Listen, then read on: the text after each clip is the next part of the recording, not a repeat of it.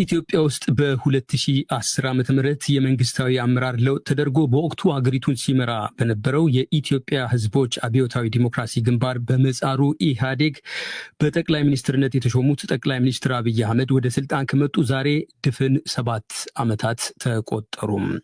ያለፉትን 7 ዓመታት አንዳንዶች በጎ ለውጦች የሚጎሉበት ሲሉ፣ አንዳንዶች ደግሞ ኢትዮጵያ ውስጥ ለማስታወስ እንኳን የሚሰቀጥጡ አስከፊ ድርጊቶች የተከናወኑበት ነው ይሉታል። ለዝርዝሩ የአዲስ አበባ ወኪላችን ስዩም ጌቱ።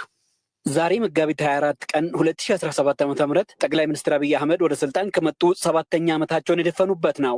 መጋቢት 24 ቀን 2010 ዓ.ም በኢትዮጵያ ሕዝብ ተወካዮች ምክር ቤት ተገኝተው የጠቅላይ ሚኒስትርነት ቃለ መሐላ ላይ የፈጸሙት ጠቅላይ ሚኒስትር አብይ አህመድ የስልጣን ዘመናቸው ጅማረው ከሞላ ጎደል አልጋ በአልጋ የሆነላቸውና አንድነት ጎልቶ የተስተዋለበት ነው ማለት ይቻላል። ይሁንና በኢትዮጵያ ታሪክ አስከፊው ነው የተባለለት የሰሜን ኢትዮጵያው የእርስ በርስ ጦርነትን ጨምሮ በሀገሪቱ ትላልቆቹ ክልሎች በኦሮሚያ ክልልና በአማራ ክልል ተራዝሞ በመዝለቅ የዜጎችን መከራ ያበዛው አላዋራ ያለው ግጭትም የዚሁ የጠቅላይ ሚኒስትር አብይ 7 ዓመታት የስልጣን ዘመን አካለው።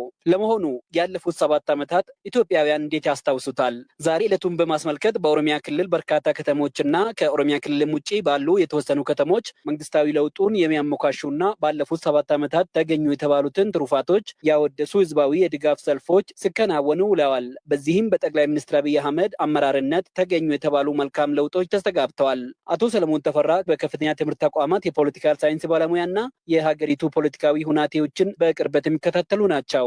እንደሳቸው አስተያየት በማኑፋክቸሪንግ፣ በኢንዱስትሪ፣ በቱሪዝም ዘርፍ እንደዛም የዲጂታል ኢኮኖሚ ላይ በትኩረት ሰራና የሀገሪቱን እድገት ለማዘመን የተደረገበት ጥረት ቀላል የሚባል ተብሎ ሊወሰድ ይችላል። በዚህ 7 ዓመት አዲስ የፖለቲካ ባህል የመነጋገር፣ የመደራደር፣ የሀሳብ ልዕልና በኢትዮጵያ ፖለቲካ ሜዳ ውስጥ ራሱ ሚና እንደሆነ የተደረገበትና አዲስ ፖለቲካ ባህል የተለመደበትና የተወለደበት ተብሎ ሊወሰድ ይችላል። ሌላው አስተያየት ሰጪ ደግሞ የፖለቲካ ተንታኝና የህግ ባለሙያ የሆኑት ሄኖክ ገቢሳ ናቸው። እንደሳቸው አስተያየት ደግሞ ያለፉት 7 ዓመታት በጉልህ የሚታወሱት እንዲህ ነው። አስቸጋሪ ዘመኖች ናቸው ማለት ብዙ ጦርነትን ያየንበት፣ ብዙ ወንድሞች እህቶች ያጣንበት ዘመን ነበር። ብዙ የፖለቲካል ክራይሲስ የታየበት ዘመን ነበረ። እንዲሁም ደግሞ አንዳንድ ማሻሻያ ነገሮች ነበሩ።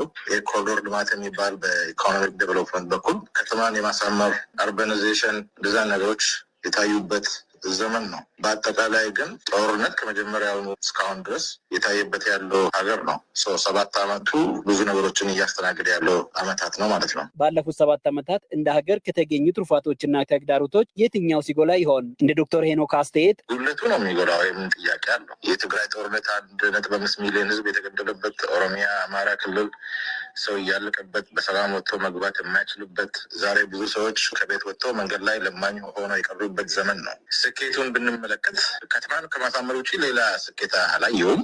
ጫካ ውስጥ የተገነቡ 1% ኢትዮጵያዊ ሄዶ መገልገል የማይችልበት የኢኮኖሚ አቅም ስለሌለው ማለት ነው። የፖለቲካል ሳይንስ ባለሙያው አቶ ሰለሞን ግን አስተያየታቸው በተቃራኒው ነው። ውጤት እንደመጎላማ እኮ ማህበረሰቡ እኮ በደንብ ያውቃል። የኢትዮጵያ ህዝብ አጠቃላይ የዓለም አቀፍ ተቋማት ጭምር የተለያዩ ሀገራቱን ጭምር ኢትዮጵያ ውስጥ ያለውን የእድገት ጎዳና እውቅና የተሰጠበት ነው። ግን ይሄ ማለት ችግሮች የሉ ማለት ግን እነዚህ ችግሮች እንዴት ተፈጠረው፣ መቼ የተፈጠረ ብሎ ማየት በጣም አስፈላጊ ነው። አጠቃላይ ሲታይ አሁን ያለው እዛም እዚህ ምክል ያለው ግጭቶች ባለፉት 100 ዓመታት በተዘጋ የጣለበትና ምናልባት 2009-2008 አንድ ቦታ ከአንድ ቦታ የመንቀሳቀስ አዲስ አበባ መግባት ከአዲስ አበባ ወጥቶ 30 ኪሎ ሜትር በጣም አስቸጋሪ እንደሆነ ታውቀዋለህ።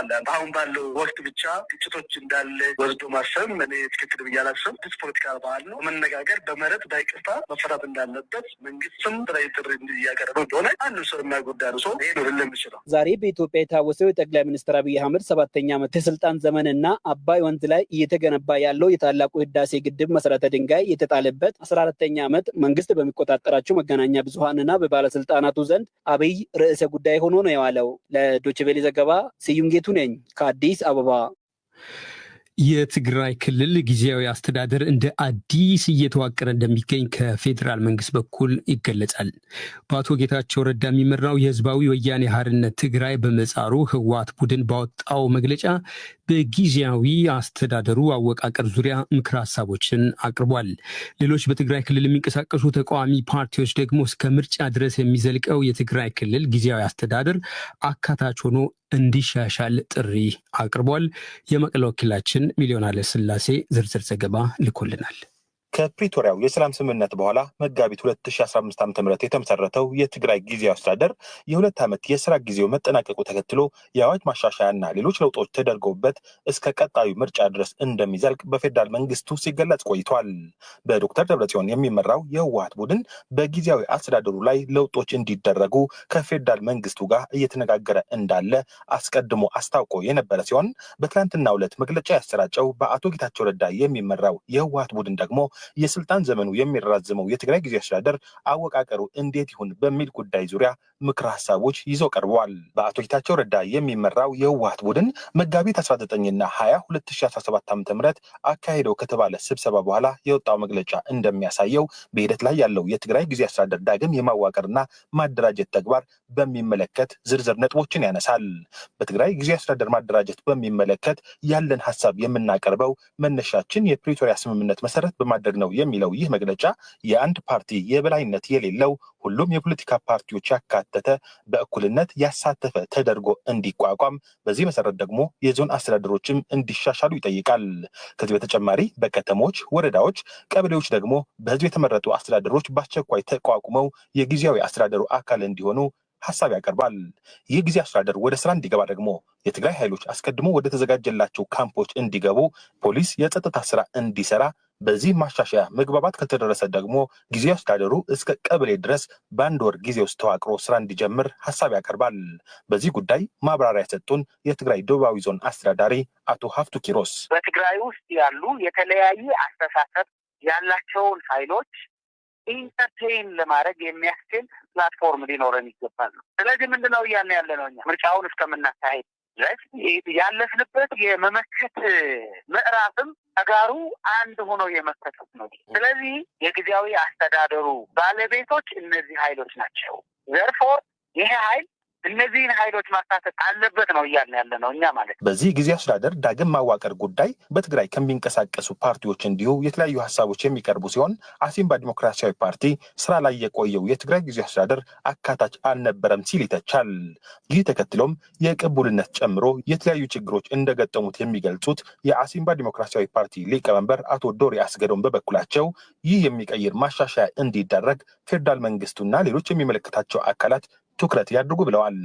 አሁን እኛ የምንጠብቀው የሚመሰረተው ጊዜያዊ አስተዳደር አካታች፣ በተለይ ደግሞ ትግራይ ላይ ለሚንቀሳቀሱ ለሁሉም ፖለቲካ ፓርቲዎች ልዩ ትኩረት ሰጥቶ ሁሉም በእኩልነት የሚሳተፉበት ጊዜያዊ አስተዳደር እንዲኖርና በተለይ የፕሪቶሪያው ስምምነት ሙሉ ለሙሉ እንዲተገበር የራሱን ከፍተኛ ጥረት የሚያደርግ በህዝብ ዘንድ አመኔታ ያላቸው የፖለቲካ ሰዎች ቅድሚያ ተሰጥቶ ጊዜያዊ አስተዳደሩ